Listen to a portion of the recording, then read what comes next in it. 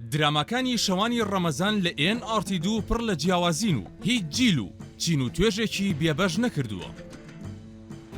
کۆڵانەکانی پشتەوە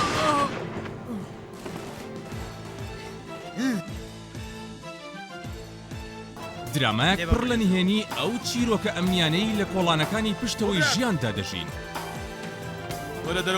وەرە دەرەوە.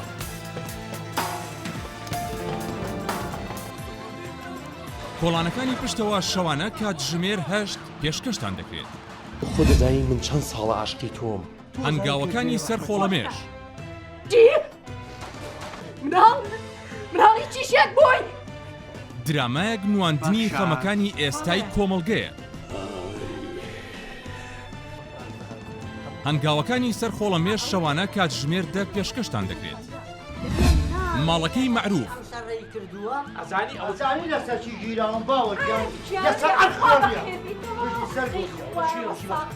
وسبیە قیمە کۆمیدیای نالەباری معروف و عارف بۆ معروفی باوکیان.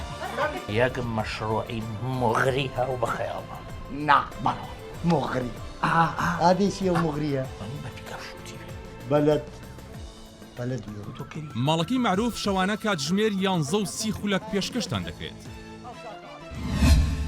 خوا ڕەحم بە ئەمیری موسڵمانان بکە. درامای حەسەن و حسێن بە مەزلومی مرد. خوا ڕەحمی پێ بکە.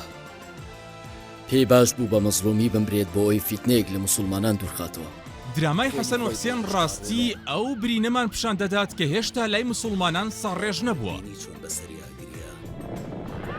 درامای حەسەن و حسێن شەوانە کاتژمێر 12 پێشکەشتان دەکرێت. هەموو ئەم درامایانە بەتەنها لەسەر شاشەی NRT2 بینەرمان بن.